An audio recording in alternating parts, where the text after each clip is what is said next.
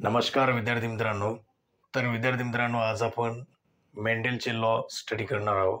त्याच्यातला first law आहे law of dominance. मेंडेलनं आहे ना 3 पॉस्ट्युलेट प्रिपेअर केले आणि त्या पॉस्ट्युलेटवर आहे ना 3 लॉ आहेत. First law is a law of dominance, second law is a law of segregation and third law is a law of independent assortment.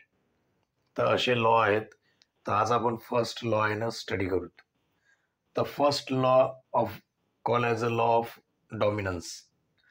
हे जे लॉ आहे ना हे आहे ना मोनोहायब्रिड आणि डायहायब्रिड हे दोन्ही जे क्रॉस आहेत यांच्या बेसवर आहेत. Statement of the law of dominance. या लॉचं स्टेटमेंट आहे when the two homozygous individual with the one or more set of contrasting characters cross allele or characters that appear in a F1 are dominant. F1 generation मध्ये जे character form होतात ते character आहेत ना dominant आहेत आणि those do not appear in a F1 are recessive. जे F1 मध्ये कॅरेक्टर्स नाहीत ते आहे ना रेसेसिव्ह आहेत.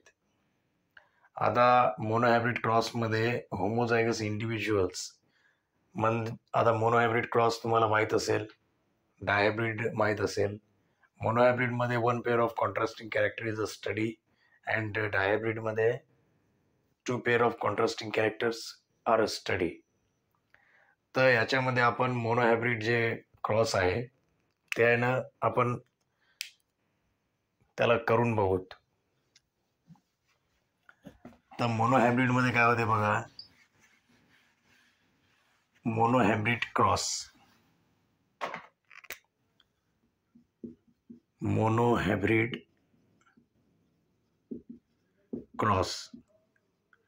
मोनोहायब्रिडमध्ये 2 जे प्लांट आहेत pea plants, 2 pure pea plants, 1 having a tall and second is a dwarf. They are cross to form a hybrid in a F1 and F1 मध्ये जे कॅरेक्टर फॉर्म होतात त्याला डॉमिनंट कॅरेक्टर म्हणतो आपण. हे टॉल प्लांट आहे, याचा phenotype कसा आहे, टॉल आहे. त्याच्यासाठी आपण कॅपिटल T वापर केला. आणि दुसरा आहे dwarf that is short plant. हे सेकंड आहे, हे फर्स्ट आहे. हे दोन्ही पी प्लांट आहेत. आणि दुसऱ्याचा जिनोटाईप आहे ना शॉर्टमध्ये दाखवलेला आहे, शॉर्ट म्हणजे small T.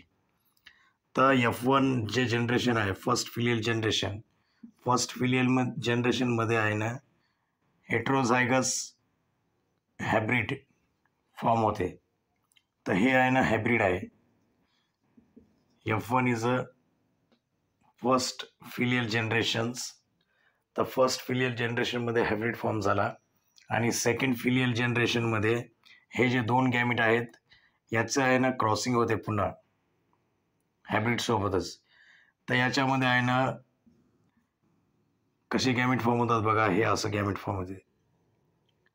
Double capital T comma capital T into small T comma capital T into small T comma capital T small T. याचा फेनोटायपिक रेशो काय येतो बघा, 3:1.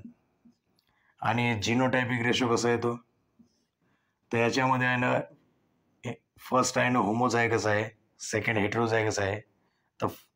1 होमोझायगस, 2 हेट्रोझायगस आणि लास्ट आहे ना होमोझायगस आहे.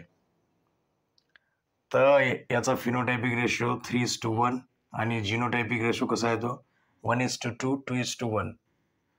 अशा प्रकारे आहे ना आपण हे बघितलं होतं मोनोहायब्रिड क्रॉस.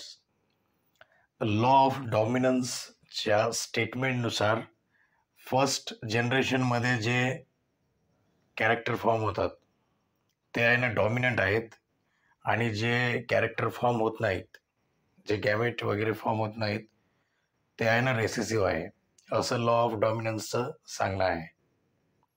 हे हायब्रिड आहे ना, हे आहे ना डॉमिनंट कॅरेक्टर आहे फर्स्ट फिलियल जनरेशनमध्ये.